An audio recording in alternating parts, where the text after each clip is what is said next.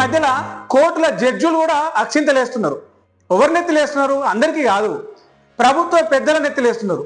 ఇట్లా ఈ కాంగ్రెస్ పార్టీ అధికారంలోకి వచ్చి కాంగ్రెస్ ప్రభుత్వం ఏర్పడ్డ కాడికి వెళ్ళి 2 నెలలకు 3 నెలలకు సర్కారు పెద్దల మీద గౌరవనీయులు ముఖ్యమంత్రులు నల్లమల్ల పులిబిడ్డ రేవంత్ అన్న నెత్తిలా హైకోర్టు సుప్రీంకోర్టు గడికోసారి 2 నెలలకు 3 నెలలకు ఒకసారి 15-20 రోజులకు ఒకసారి అక్షింతలేస్తూ ఉంది. తాజాగా కూడా అక్షింతలేసింది. ఏ విషయంలో అక్షింతలేసింది అంటే GHMC greater Hyderabad municipal corporation. దీన్ని ఇంత పెద్దగా ఉంది, పరిపాలించడానికి కష్టం అవుతుంది, అభివృద్ధి లేట్ అవుతుంది, అభివృద్ధి కుంటుపడుతుంది అని ఒక కారణం చెప్పి, సరే ఇది నిజమో అబద్ధం అనేది పక్కన పెడితే జిహెచ్ఎంసిని 3 ముక్కలు చేయాలి. సైబరాబాద్ మున్సిపల్ కార్పొరేషన్ ఒకటి, మల్కాజ్గిరి మున్సిపల్ కార్పొరేషన్ ఒకటి అని చెప్పేసి జిహెచ్ఎంసి సైబరాబాద్ మల్కాజ్గిరి 3 చేయాలని చెప్పేసి, 3టిని చేయాలని చెప్పేసి ఒక నెంబర్, ఒక జీవో నెంబరు, ఏది 55 జీవో నెంబరు పేరుతోటి జీవో జారీ చేసిండు, ఉత్తర్వులు జారీ చేసిండు. దీని వెనకాల రాజకీయ కారణాలు ఉన్నాయి. ఆ రాజకీయ కారణాలు ఏంటి? దీన్ని ఎందుకు 3 ముక్కలు, హైదరాబాద్ను 3 ముక్కలు చేస్తున్నారు? హైదరాబాద్ శివారు ప్రాంతాలను కూడా ఇందులో కలిపి ఎందుకు హైదరాబాద్ జిహెచ్ఎంసీ విస్తరించే ప్రయత్నం చేస్తున్నది గతంలో ఒక వీడియోలో చెప్పిన. ఆ వీడియో మీకు డిస్క్రిప్షన్లో ఉంటుంది, ఒకసారి ఆ వీడియో చూడండి. అయితే ఇప్పుడు జిహెచ్ఎంసీని చేసే ఈ పద్ధతి ఏదైతే ఉందో అది పద్ధతిగా లేదు, లెక్క ప్రకారం లేదు, అంతా ఉల్టా పల్టా ఉంది, తప్పులు ఉంది. దీనికి మించి ఆదేశాలు, ఒక రూలు ఇంపోజిషన్లో ఉన్నప్పుడు, ఒక రూలు, ఒక నియమము, ఒక నిబంధన ఉన్నప్పుడు దాన్ని ఆ రూల్స్ అతిక్రమించి చేస్తున్నది రాష్ట్ర ప్రభుత్వం అని చెప్పేసి గురువారెడ్డి అనే పెద్ద మనిషి ఈ ప్రభుత్వం మీద ఒక పిటిషన్ వేసిండు హైకోర్టులో. ఆ హైకోర్టు ఇలా ఈ పిటిషన్ మీద విచారణ జరిపింది. విచారణ జరిపి ఏం చెప్పింది? ఏందా అంటే, ఏం మనుషులే మీరు, రూల్ తెలియదా, మంచి తెలియదా, షెడ్ తెలియదా, జిహెచ్ఎంసీని 3 ముక్కలు చేసే పని ఏదైతే ముందలేస్తున్నారో అది ఇమ్మీడియట్గా ఆపండి, ఎందుకు కొనసాగించాలనుకుంటున్నారో 3 వారాలలో చెప్పండి అని చెప్పేసి హైకోర్టు ఇటు కేంద్ర ప్రభుత్వానికి, ఇటు రాష్ట్ర ప్రభుత్వానికి, అటు కేంద్ర ప్రభుత్వానికి ఉత్తర్వులు జారీ చేసింది, ఆదేశాలు జారీ చేసింది. అసలు ఎందుకు జిహెచ్ఎంసీ 3 ముక్కల మీద హైకోర్టు సీరియస్ అయిందంటే, సెన్సస్ 2027 జ్యూరిస్డిక్షన్ ఫ్రీజ్ అనేది ఒకటి అమల్లో ఉంది దేశంలో. ఈ జ్యూరిస్డిక్షన్ ఫ్రీజు, సెన్సస్ 2027 అంటే ఇదంతా ఇంగ్లీష్ భాష, రాజ్యాంగం భాష, అది అట్లా ఉంటుంది. మనం అర్థం చేసుకునే భాషలో చెప్పాలంటే, జనాభా లెక్కలు, జనాభా ఎంతమంది ఉన్నారు అని లెక్క పెట్టేది ఒకటి దేశంలో నడుస్తూ ఉంది. మొదటి పార్ట్లో భాగంగా 2025-26 మొదటి భాగంలో భాగంగా అక్కడ లడఖ్ కావచ్చు, జమ్మూ కావచ్చు, ఉత్తరాఖండ్ కావచ్చు, హెచ్పి హిమాచల్ ప్రదేశ్ కావచ్చు, అక్కడ కొన్ని రాష్ట్రాలలో కొన్ని విభాగాలు అంటే సమస్యాత్మక ప్రాంతాలు, సున్నిత ప్రాంతాలు ఎక్కడ ఉన్నాయో అక్కడ జనగణన చేసిర్రు. 2వ విడతలో భాగంగా మొన్న 2025 అక్టోబర్ 1 తారీఖు నుంచి స్టార్ట్ అయింది. అన్ని రాష్ట్రాల్లో మెల్లమెల్లగా చేసుకుంటూ వస్తూ ఉన్నారు. 2027 డిసెంబర్ 31 నాటికి ఈ జనాభా లెక్కలన్నీ కూడా కంప్లీట్ చేయాలని చెప్పేసి ఒక టార్గెట్గా పెట్టుకున్నారు, అంటే 2 ఏళ్ళు.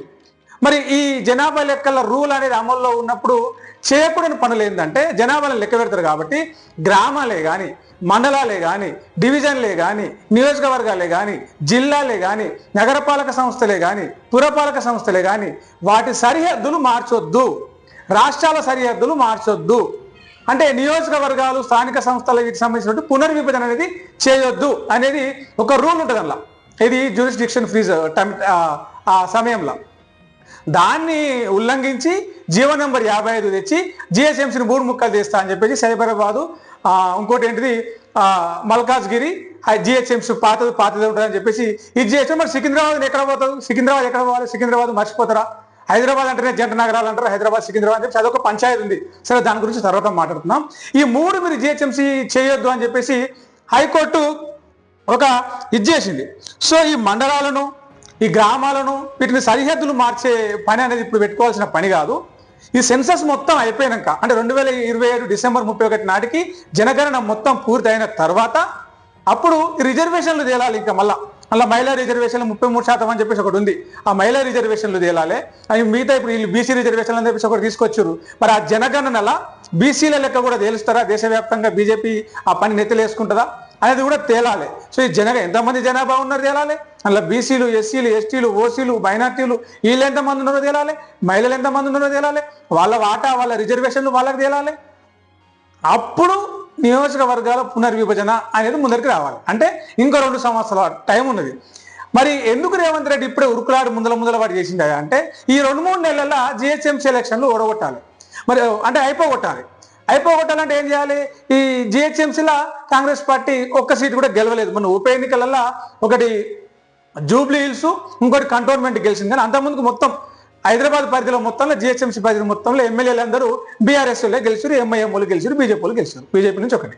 అయితే మరి జిహెచ్ఎంసీలో పట్టు నిలుపుకోవాలి, గెలవాలంటే ఏం చేయాలంటే హైదరాబాద్ జిహెచ్ఎంసీ శివారు ప్రాంతాల శివారు నియోజకవర్గాలలో కాంగ్రెస్ పార్టీ ఎమ్మెల్యేలు ఉన్నారు. సో అవిటిని ఇలా కలుపుకున్నాం అనుకో, ఆ ఎమ్మెల్యేల ప్రభావంతో జిహెచ్ఎంసీలో కొన్ని సీట్లు కొట్టొచ్చు అనేది దీంట్లో ఉన్న ఎత్తుగడ. అందుకే ముందర తొందర జీవో 55 నెంబరు జారీ చేసి ఈ జిహెచ్ఎంసీని 3 ముక్కలు చేసి వాళ్ళ అధికారంలో వాళ్ళ ఎమ్మెల్యేలు అధికార పార్టీ ఎమ్మెల్యేలు గెలిచిన నియోజకవర్గాలను జిహెచ్ఎంసీని కలిపితే సంఖ్యను పెంచుకోవచ్చు. ఎట్లాగో ఎంఐఎంతో దోస్తుంది కాబట్టి అలా దోస్తు చేసుకుంటారు కాబట్టి సిపిఐలను కూడా ఈ మూలమూలిక ఉన్న అక్కడ కూడా వాళ్ళకు ఒక 5-10 ఇచ్చి నెంబర్ చూపించుకోవడానికి ఒక ఉపాయం చేసిండు రేవంత్ రెడ్డి. కానీ ఈ జ్యూరిస్డిక్షన్ ఫీజు అమల్లో ఉన్నప్పుడు చేసేందుకు వీలు కాదు. అదే విషయం ఇలా కోర్టు చెప్పింది. 3 వారాలల్లా అంటే 21 రోజులల్లా మీరు ఎందుకు ఇది చేద్దాం అనుకున్నారు, ఎట్లా చేసిర్రు, ఈ రూల్ అమల్లో ఉందని మీకు తెలియదా? జనగణన చేసేటప్పుడు నియోజకవర్గాలు, గ్రామాలు, మండలాలు, డివిజన్లు, జిల్లాలు వీటి పునర్విభజన చేయొద్దని మీకు తెలియదా? మాత్రం సోయలేదా? సమానం చెప్పురు 3 వారాలల్లా అని చెప్పేసి హైకోర్టు ఉత్తర్వులు జారీ చేసింది. సో ఈ 2027 నాటికి ఇది పూర్తి కావాలి. ఆ 2028 నాటికి ఆ జమిలీ ఎన్నికలు ఏదైతే ఉందో 2029లో జమిలీ ఎన్నికలు అంటే రాష్ట్రాలకు, అసెంబ్లీలకు, శాసనసభకు, పార్లమెంటుకు, అసెంబ్లీలకు పార్లమెంట్కి ఒకటేసారి ఎన్నికలు పెట్టాలని చెప్పేసి జమిలీ ఎన్నికల పేరుతోటి కేంద్రంలో ఉన్న బీజేపీ దూసుకొస్తా ఉంది. సో దానికి ఏర్పాట్లుగా చేసుకుంటా ఉంది. ఈ క్రమంలో ఈ జనాభా మొత్తం పూర్తి కావాలి, జమిలీ ఎన్నికలు ఏదో ఒకటి తేలాలి. అంటే 2028 కూడా అయిపోతుంది. ఈ ప్రభుత్వ ఏదైతే కాంగ్రెస్ పార్టీ అది ఉందో పీరియడ్ ఉందో ఇదంతా కూడా కంప్లీట్ అవుతుంది. అప్పటిదాకా ఆగాల్సిందే. సో ఎందుకు చేస్తున్నావు ఏందని చెప్పాలి. ఒకవేళ చెప్పినా కూడా అది అమల్లో ఉంది కాబట్టి ఈ జిహెచ్ఎంసీని 3 ముక్కలు చేసే ఆట మధ్యలోనే ఆగిపోతుంది. అటు ఎందుకంటే ఈ జిహెచ్ఎంసీ పరిధిలో ఉన్న గ్రామాలు, జిహెచ్ఎంసీ శివార్లో ఉన్న ఆ ప్రాంతాల వాళ్ళ అభిప్రాయాలు తీసుకోలేదు. ఒకవేళ తీసుకున్నా వాళ్ళు వ్యతిరేకిస్తారు. మరోవైపు అన్ని పార్టీల అఖిలపక్ష మీటింగ్ పెట్టి ఒక అభిప్రాయమో, ఒక మంచో చెడో, ఒక సలహానో ఏం తీసుకోలేదు, అది తీసుకోవాలి. వీటన్నింటికి విరుద్ధంగా చేసారు. ఇటు పార్టీలు, ప్రజలు వ్యతిరేకిస్తున్నారు, అటు హైకోర్టు కూడా సీరియస్ అయింది. దీంతో పాటు ఆ జ్యూరిస్డిక్షన్ ఫీజు రూల్కు కూడా వ్యతిరేకంగా చేశారు. కాబట్టి హైదరాబాద్ 3 ముక్కలు చేసుడు అనేది ఇప్పట్లో అయ్యే పని కాదు.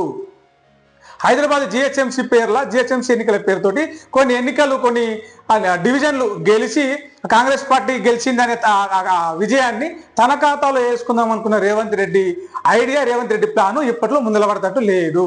సో జిహెచ్ఎంసీ లెక్కనే ఉంటుంది. 3 మున్సిపల్ కార్పొరేషన్లుగా విడగొట్టే ప్లాను తాత్కాలికంగా కాదు, ఈ ఎన్నికలు అయిపోయే వరకు, అసెంబ్లీ ఎన్నికలు వచ్చే వరకు, ఈ జనాభా లెక్కలు తేలే వరకు, జమిలీ ఎన్నికలు వచ్చే వరకు కూడా ఆగిపోయే అవకాశం ఉన్నది.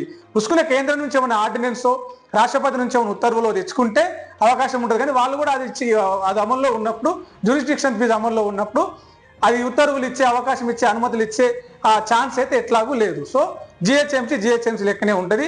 వీలైనంత తొందరగా జిహెచ్ఎంసీ ఎలక్షన్లు నిర్వహిస్తే ఆ సర్పంచ్ ఎలక్షన్లలో తేలింది, మున్సిపాలిటీ ఎలక్షన్లలో తేలింది ఏంటిది ఉందో దాని రిజల్ట్ జిహెచ్ఎంసీ ఎన్నికల్లో తేలబోతా ఉన్నది. ఒకవేళ ముందుగానే జిహెచ్ఎంసీ ఎన్నికలు పెడితే రేపు జెడ్పీటీసీ, ఎంపీటీసీ ఎన్నికలలో కూడా జిహెచ్ఎంసీ రిజల్ట్ ఫలితం ఇంపాక్ట్ చూపించబోతున్నది. దీనికోసం భయపడి జిహెచ్ఎంసీని ఇట్లా మూడు చేసేసి ఎన్నో కొంత నెంబర్ చూపించుకొని ఎంపీటీసీ, జెడ్పీటీసీ ఎన్నికల్లో జరంత ఎక్కువ సీట్లు గెయిన్ చేసుకోవాలని ఉపాయం చేసిన నల్లమల్ల పులి సీఎం రేవంత్ అన్నకి ఆ ప్లాను ఇలా ప్లాన్ మీద హైకోర్టు మంచిగా నీళ్లు తీసుకొచ్చి నీళ్లు చల్లింది. చూద్దాం మరి దీనికి ఏం సమాధానం చెప్పేది గవర్నమెంట్. తన ఆలోచనను ముందలు తీసుకోవడానికి రేవంత్ రెడ్డి ఇంకో ప్లాన్ ఏమైనా చేస్తాడా, లేక కోర్టు చెప్పింది కాబట్టి సల్లగా అవుతాడా చూద్దాం. మరో వీడియోలో మళ్ళా కలుద్దాం. ఇప్పుడు నేను చెప్పిన ఈ పాయింట్లు, ఈ విషయం అంతా కూడా మీకు నచ్చితే కామెంట్ చేయండి. నచ్చకపోతే ఏం నచ్చలేదు, ఏం తప్పులు ఉన్నాయో కూడా కామెంట్ చేయండి. మన ఛానల్ సబ్స్క్రైబ్ చేసుకోండి. ఈ విషయం మరింత మందికి చేరేలాగా మన వీడియోని, మన లింక్ని షేర్ చేయండి. సబ్స్క్రైబ్ చేసుకోండి, కామెంట్ చేయండి, లైక్ కూడా చేయండి. నేను మీ ప్రవీణ్ సుంకరి. మరో వీడియోలో మళ్ళా కలుస్తా. Thank you very much.